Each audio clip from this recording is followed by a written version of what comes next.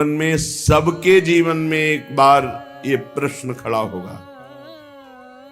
इसे सौभाग्य मत मान लेना, इसे प्रारब्ध मत मान लेना। प्रारब्ध से भोग का सानिध्य मिलता है, भोग क्रिया नहीं होती। भोग क्रिया अज्ञान से होती है। प्रारब्ध से सामग्री एकत्रित हो जाएगी, भोग का संयोग का वो सब प्रारब्ध रचना कर देगा, लेकिन क्रिया अज्ञान से होती है, क्रिया कामना से होती है। इसलिए कह रहे हैं यदि राधा माधव के प्रेम रस में डूबने के मार्ग में उपासक चला तो उसके जीवन में एक बार ही सही पर ऐसा अवसर आएगा कि वो परस्पर विपरीत शरीर का भोग करने का प्रश्न माया खड़ा करेगी। आपको कह रहे हैं कि अगर नवयुवती है तो अपनी पुत्री जैसे होती है, ऐसे देखो सुपुत्रीयति, अपनी पुत्री कितनी भी सुंदर जवान, ऐसा आता ही नहीं भाव में कि स्त्री है, आता ही नहीं है। जिनके आता है वो राक्षस ही हैं, मनुष्य तो है नहीं। नहीं तो घर में रहा जाता है, बड़ी बहन, परिवार के सदस्य। कहीं ऐसा आता है कि जवान बहन है तो जवान लड़की, ऐसा थोड़ी आता है। हंसते खेलते गले लगाते, कोई कहीं भाव ही नहीं रहता काम का।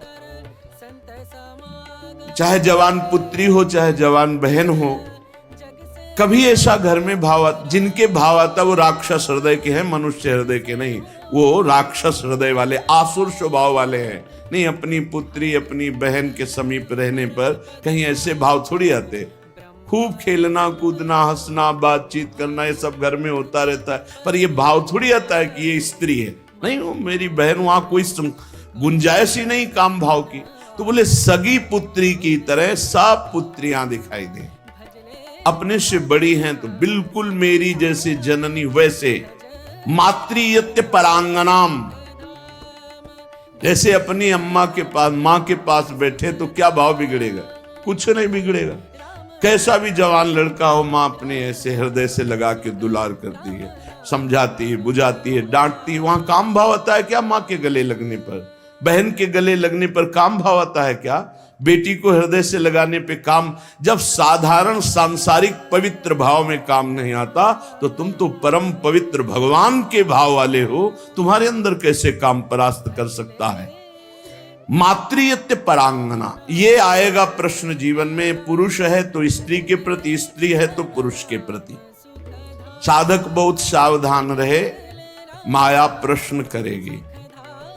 घूमते रहते हैं माया के पार्षद, घूमती रहती है माया की पार्षदी। बहुत सावधान, जाके संग कुमति मति उपजय करत भजन में भंग, तजोरे मन हरि विमुखन को संग। बहुत कीमती जीवन है, सिद्ध बात समझ लो, संकोच की बात नहीं।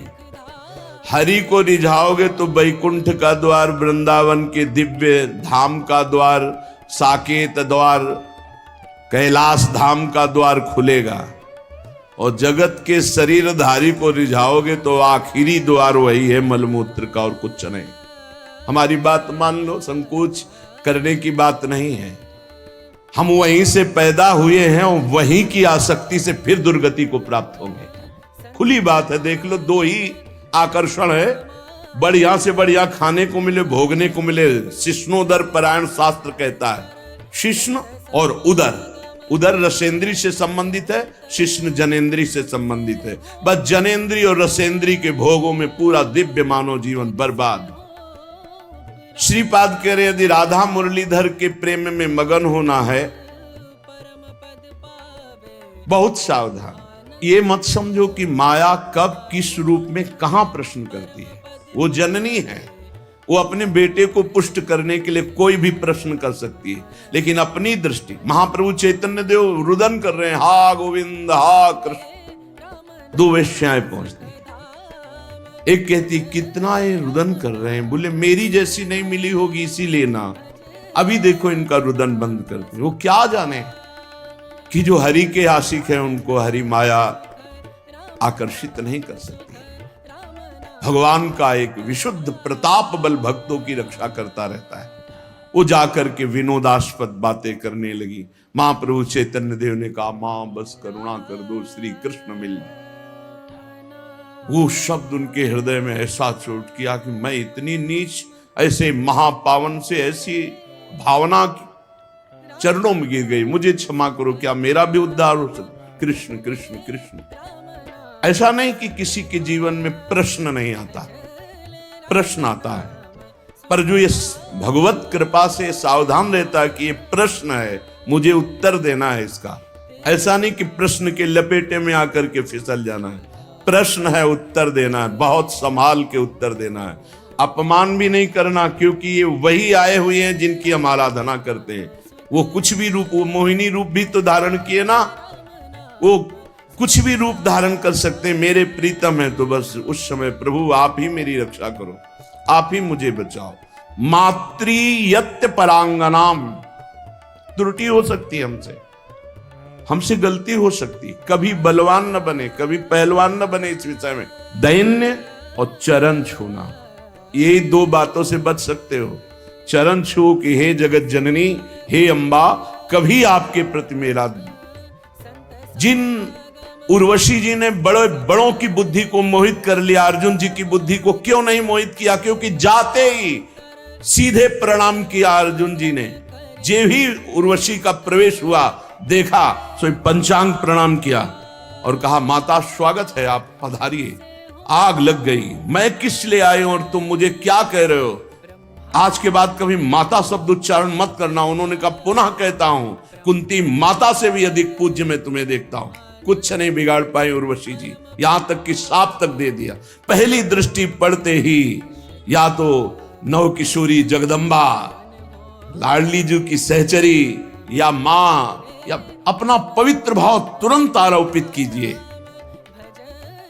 और स्त्री शरीर को लिखा है, भ्राता पिता पुत्र निज जैसे, मध्यम परपति देखै कैसे। भ्राता पिता पुत्र निज जैसे, बराबर का है तो सगा भाई। क्या सगा भाई को देखकर काम जागृत होता है? क्या अपने छोटे बेटे को देखकर काम जागृत होता है? क्या पिता को देखकर काम जागृत होता है? भ्राता पिता पुत्र निज जैसे। आवश्यकता पर बात करें, नहीं एकांत सेवन करें। बलवान इंद्रिय ग्रामो विद्वानम अपि कर्षति, शास्त्र आदेश करता है। पर उपासक को ये पक्का विश्वास कर लेना चाहिए कि मेरे जीवन में ये प्रश्न आएगा, आता है, आता रहेगा। अगर इससे निकल गए आगे तो यो राधा। तो हेलो दोस्तों, कैसे हो आप सभी लोग? करना कुछ नहीं, वीडियो को लाइक करके चैनल को सब्सक्राइब कर देना और कमेंट में एक प्यारा सा राधे राधे राधे नाम लिख के जरूर जाना। मिलते हैं।